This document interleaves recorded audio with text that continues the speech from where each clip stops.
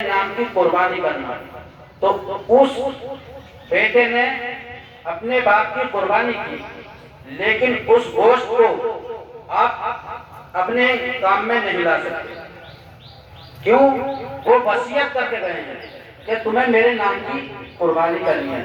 تو ان کے نام کی قربانی کرنی ہے تو جتنا ان کے گوشت یعنی کہ ان کے حصے میں آیا اس سب کو آپ بانٹ دیں، یتیموں مسکینوں کو دے دیں، سب میں بانٹ دیں. اسے گھر والا کوئی بھی استعمال میں نہیں لا سکتا.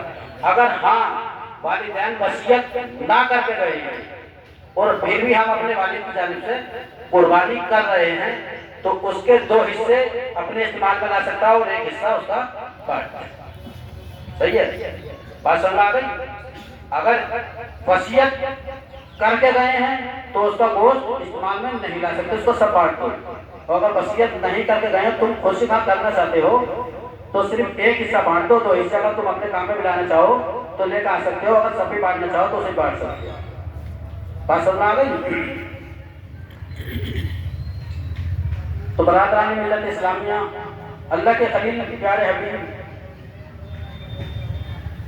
کتنا سخت امتحان ہے.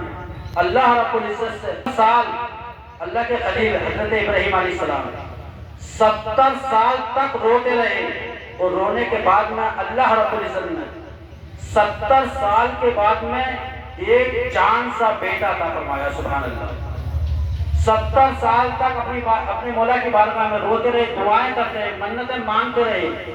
70 سال کے بعد میں اللہ رب العزت نے اپنے خلیل حضرت ابراہیم علیہ السلام کو ایک چاند سا بیٹا حضرت اسماعیل علیہ السلام کو پیدا فرمایا. کتنا سخت امتحان تھا. تبھی تو میں کہتا ہوں جب کلمہ پڑھ لیا ہے، مسلمان ہو ہی گئے ہو تو امتحان تو ہر حال میں دینا ہے. جب کلمہ پڑھا ہے تو امتحان سے تو ہر حال میں گزرنا ہے.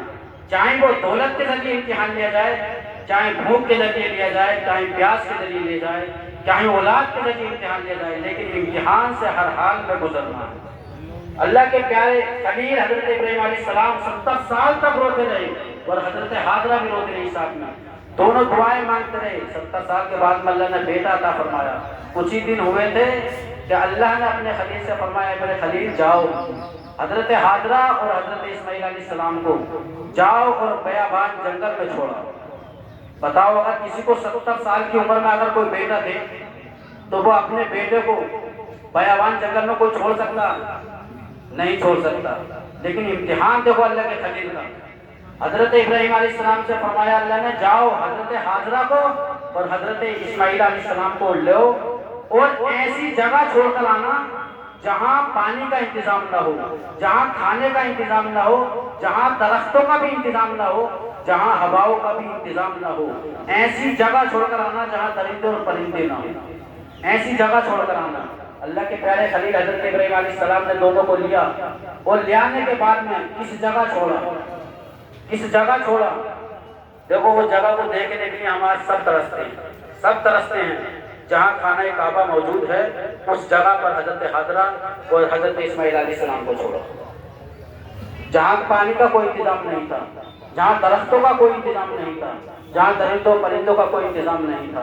چند کھجوریں لی اور چند پانی کے قطرات لے کے اور حضرت ہاجرہ اور حضرت اسماعیل علیہ السلام کو وہاں چھوڑ کر اور جیسے آپ چلنے لگے حضرت ہاجرہ نے فوراً فرمایا کہ میرے سرتاج یہ بتائیے کہ آپ اپنے حکم سے چھوڑ کر جا رہے ہیں، ہمیں کس کے سہارے یہاں پر چھوڑ کر جا رہے ہیں؟ یہاں نہ تو کوئی پانی کا انتظام ہے، نہ کوئی درخت کا انتظام ہے، نہ کوئی ہوا کا انتظام ہے. یہاں کس کے سہارے پر چھوڑ کر جا رہے ہیں؟ اللہ کے خلیل نے کوئی جواب نہیں دیا. برادران ملت اسلامیہ آپ حضرات سوچو تو صحیح کہ اگر 70 سال کے عمر کے بعد میں اللہ کسی کو بیٹا دے اور وہ بیٹے کو کسی آب و جنگل میں کسی ایسی جگہ میدان میں چھوڑنے کا حکم دے دے تو بتاؤ کیسے ہو سکتا ہے؟ تو برادران ملت اسلامیہ جب کوئی جواب نہ دیا پھر چلنے لگے تو حضرت ہاجرہ نے پھر دامن کو پکڑا اور دامن کو پکڑنے کے بعد کہا اے اللہ کے خلیل مجھے بس صرف اتنا بتا دیجئے کہ آپ اپنی مرضی سے یہاں پر چھوڑ کر جا رہے ہیں یا اپنے رب کے حکم سے چھوڑ کر جا رہے ہیں. بس اتنا سنا تو اللہ کے پیارے خلیل حضرت ابراہیم علیہ السلام نے فرمایا کہ میں اپنی جانب سے نہیں چھوڑ کر جا رہا. بتاؤ کوئی اگر مثال ایسی ہو تو کہ 70 سال کے بعد میں جسے اللہ نے کوئی بیٹا دیا ہو اور وہ اپنے بیٹے کو آب و بیان کسی میدان جنگل میں چھوڑ کر چلا گیا ہو, بولے کوئی مثال نہیں ملتی. تو پھر بتاؤ کہ میں اپنے حکم سے نہیں بلکہ میں اپنے رب کے حکم سے تمہیں یہاں پر چھوڑ کر جا رہا ہوں. تو حضرت حاضرہ نے فرمایا تھا کہ اے اللہ کے خلیل, اگر تم ہمیں اگر اللہ کے بھروسے پر چھوڑ کر جا رہے ہو تو یہ پانی کی کیا ضرورت ہے ہمیں, ان کھجوروں کی کیا ضرورت ہے ہمیں, جب جس نے ہمیں یہاں پر چھوڑنے کا حکم دیا ہے تو وہ ہمیں پانی بھی پلا سکتا ہے, ہمیں کھانا بھی کھلا سکتا ہے. برادران ملت اسلامیہ, آپ ہمیں تو کہتے گا نہیں, مگر چند حاجی کچھ حاجی اس میں ایسے بیٹھے ہوں گے کہ سب جانتے ہیں اور سب نے دیکھا بھی ہوگا کہ آج جو پہاڑی ہے صفا اور مروہ, صفا اور مروہ 7 چکر حضرت حاضرہ لگاتی جب پانی کا نام و نشان نہیں, ہوٹوں پر خشکی طاری ہو گئی. پانی کا پتہ پہلے لوگ اس طریقے سے لگاتے تھے, وہ اس طریقے سے لگاتے تھے, میں نے پڑھا ہے کہ یا تو پرندوں کی ذریعے یا ہریالی کے ذریعے, یہ جہاں ہریالی ہوتی تھی کہ یہاں پانی ہوگا, یا پرندوں کے ذریعے لگاتے تھے پانی کا پتہ. تو حضرت حاضرہ کبھی صفا پر چڑھتی تھی, کبھی مروہ پر دوڑتی تھی, کبھی صفا پر کبھی مروہ پر. 7 چکر لگانے کے بعد میں جب حضرت اسماعیل علیہ السلام کے پاس آئیں تو دیکھا کہ ایڑی سے چشمہ جاری ہو گیا. سبحان اللہ, سبحان اللہ. اور آج جو حاجی جاتے ہیں تو اسی کے چکر لگاتے ہیں, 7 چکر لگاتے ہیں. کیوں حاجی سے لگاتے ہیں نہیں؟ تو کس کی سنت ہوئی؟ حضرت حاضرہ کی سنت. حضرت حاضرہ نے تو لگائی چکر. اگر حضرت حاضرہ یہ نہ فرماتی کہ اے زمزم ٹھہر جا, تو آج ساری دنیا کے اندر اللہ کے حبیب فرماتے ہیں کہ زمزم کا پانی ہوتا. اگر حضرت حاضرہ یہ نہ فرماتی کہ زمزم ٹھہر جا, اتنا نہ کہتی, تو ساری دنیا کے اندر زمزم کا پانی ہوتا. برادران ملت اسلامیہ, کچھ ہی دن گزرے تھے, کچھ ہوشیار ہوئے, اللہ کا حکم آ گیا, اے اللہ کے خلیل حضرت ابراہیم علیہ السلام جاؤ اور جو تمہیں سب سے چیز پیاری ہے, اچھی ہے, یعنی کہ تم اس کی قربانی کرو. یہ روایت میں آیا کہ اللہ کے خلیل حضرت ابراہیم علیہ السلام نے 100 اونٹ قربان کرے, 100 اونٹ قربان کرے. پھر دوسرے دن کو خواب آیا کہ اے اللہ کے خلیل حضرت ابراہیم علیہ السلام قربانی کرو. تو پھر حضرت ابراہیم علیہ السلام نے دوسرے دن کو 100 اونٹ قربان کر دیا. پھر تیسرے دن کو پھر خواب آ گیا. تو اللہ کے خلیل سمجھ گئے کہ یہ قربانی اونٹوں کی نہیں بلکہ میرے بیٹے کی قربانی مانی ہے. کیوں کہ سب سے عزیز, سب سے پیارا جو ہے, جو 70 سال کی عمر میں گیا, وہ میرا بیٹا ہی ہے, وہ میرا بیٹا ہی ہے. حضرت ابراہیم علیہ السلام نے اپنے بیٹے کو لیا اور اپنی بیوی سے کہا کہ اسے نہلا کر دولہا بنا دو, ہم کسی دوست کی دعوت میں جا رہے ہیں. انہوں نے نہلایا, دعوت میں لے کر ہاتھ پکڑ کر چل دیے قربان کا. شیطان آ گیا گھر کو حضرت حاضرہ کی. حضرت حاضرہ سے آپ نے بولا کہ حضرت حاضرہ تم جانتی ہو کہ تمہارے بیٹے کو کہاں کو لے کے جانا ہے؟ تمہارے بیٹے کو قربان گاہ لے کے جانا ہے, قربان کرنے کے لیے, قتل کرنے کے لیے. تو حضرت حاضرہ نے کہا کہ کوئی باپ ایسا ہوگا کہ جسے 70 سال کی عمر میں بیٹا عطا کیا ہو اللہ نے, اور اپنے بیٹے کو اپنے ہاتھ سے کوئی قتل کر دے گا؟ یہ شیطان کہہ رہا تھا. تو بولے تمہیں پتہ نہیں, اللہ کے خلیل کو خواب آیا تھا اور اللہ نے قربانی مانگی ہے. تو حضرت حاضرہ نے کہا تو شیطان ہے, تو شیطان ہے, اور تو یہ چاہتا ہے کہ حضرت اسماعیل علیہ السلام رک جائیں. نہیں, اگر اللہ کا حکم ہے اور اس نے قربانی مانگی ہے تو اللہ کی ذات کی قسم اگر مجھے 70 بیٹے بھی دے دیتا تو میں اللہ کی راہ میں 70 کے 70 قربان کرتا. سبحان اللہ. پھر نہیں چلی وہاں. تو پھر حضرت اسماعیل علیہ السلام کے پاس ہوا کہ اسماعیل تم جانتے ہو کہاں جا رہے ہو, تم قربان گاہ جا رہے ہو, تمہیں قتل کرنے کے لیے لے جا رہے ہیں. تو حضرت اسماعیل علیہ السلام نے کہا کوئی باپ ایسا ہوگا جو اپنے بیٹے کو قتل کر دے, کوئی باپ ایسا ہوگا جو اپنے بیٹے کو قتل کر دے. تو بولے تم سمجھنے کی کوشش کرو, اللہ نے تمہاری قربانی مانگی ہے تو تمہارے والد صاحب تمہیں قربان گاہ لے کے جا رہے ہیں, قتل کرنے کے لیے لے کے جا رہے ہیں. تو حضرت اسماعیل علیہ السلام نے کہا تھا اگر میرے رب کا حکم ہے تو ٹھیک ہے, میں قربان ہونے کے لیے تیار ہوں, والد قربان کرنے کے لیے تیار ہے, تو تیرے پیٹ میں کائے کا درد ہو گیا شیطان سے. میں قربان ہونے کے لیے تیار ہوں، والد قربان کرنے کے لیے تیار ہیں، تو تیرے پیٹ میں گائے کا درد ہو رہا ہے۔ وہاں بھی شیطان کی نہ چلی، حضرت ابراہیم علیہ السلام کے پاس پہنچا، حضرت ابراہیم علیہ السلام سے کہا خواب کی بات بھی تو تم بولی ہے، خواب تو ہوتے آتے رہتے ہیں۔ اللہ کے خلیل نے کہا بے وقوف، وہ کوئی اور خواب ہوگا، نبی کا خواب کبھی چھوٹا نہیں ہوتا، کبھی چھوٹا نہیں ہوتا نبی کا بے خواب۔ شک سبحان۔ تو پھر وہاں بھی نہیں چلی، تو شیطان بھاگ گیا، اور حضرت ابراہیم علیہ السلام نے اپنے بیٹے کو بتا دیا کہ بیٹا، بتایا کہ میں تجھے قربان گائے لے کر آیا ہوں، تیری قربانی کرنا چاہتا ہوں، اور یہ میرے رب کا حکم ہے۔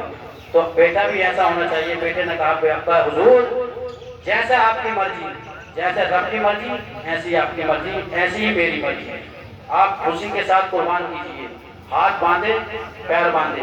اللہ کے خلیل حضرت ابراہیم علیہ السلام سے حضرت اسماعیل ذبیح اللہ نے کہا تھا کہ والد صاحب، یہ ہاتھ کو میرے پیروں کو کھول دو، تاکہ لوگ یہ نہ سمجھیں کہ آپ کا بیٹا مجبور تھا، بے بس ہو گیا تھا، ہاتھ باندھ دیے تھے اس لیے اس کی قربانی کر دی۔ ہاتھوں کو کھول دیا، پیروں کو جو رسیاں باندھی تھی وہ سب کھول دی گئی۔ برادران ملت اسلامیہ، جیسے ہی چھری چلائی تو چھری نہ چلی، چھری چلاتے تو چھری نہ چلے۔ حضرت ابراہیم علیہ السلام اتنی تیز چھری لیتے، ایک مرتبہ کہتے چھری چل تو چھری چلتی نہیں، کیوں؟ اب حضرت ابراہیم نے کہا تو چھری یہ بتا، تو یہ چلا میں رہا ہوں، وہ اتنی تیز ہے تو چلتی کیوں نہیں؟ تو بولے اللہ کے خلیل، تم مجھ سے ایک مرتبہ کہتے ہو کہ چھری چل، فرشتے 70 مرتبہ کہتے ہیں چھری چلنا مت۔ تم ایک مرتبہ کہتے ہو اور فرشتے 70 مرتبہ کہتے ہیں کہ مت چلنا۔ اللہ نے حکم دیا حضرت جبرائیل علیہ السلام کو، جاؤ اور جنت سے دمبا لو اور اسماعیل کو ہٹا لو، اس دمبے کو رکھ دو۔ جیسے اس دمبے کو رکھا، قربانی ہو گئی۔ انا للہ و انا الیہ راجعون۔ انا للہ کتنا پڑھا تھا حضرت ابراہیم نے، آگے کو جو پڑھا تھا وہ انا الیہ راجعون حضرت اسماعیل علیہ السلام نے پڑھا تھا۔ جب دیکھا تو قربانی حضرت اسماعیل علیہ السلام کی نہیں بلکہ دمبے کی قربانی ہو گئی۔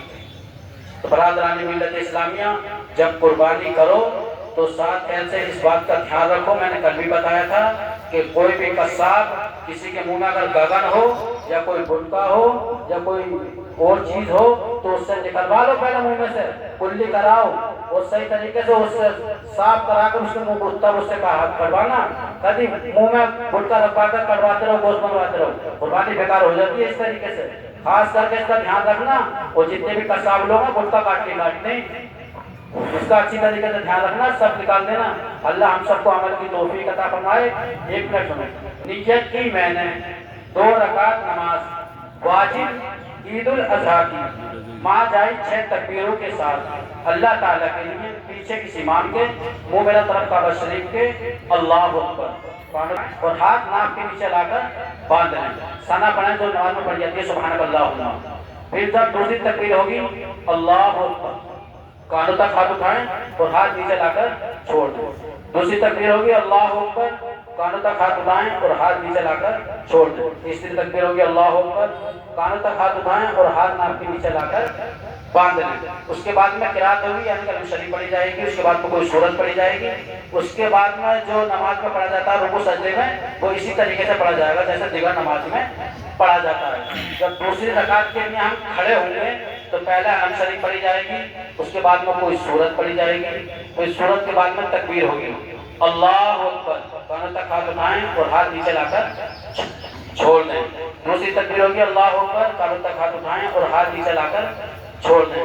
تیسری تکبیر ہوگی اللہ اکبر، کانوں تک ہاتھ اٹھائیں اور ہاتھ نیچے لا کر چھوڑ دیں۔ چوتھی تکبیر پر بغیر ہاتھ اٹھائے رکوع میں چلے جائیں۔ اللہ اکبر لا الہ الا اللہ، اللہ اکبر وللہ الحمد۔ سب پڑھیں اللہ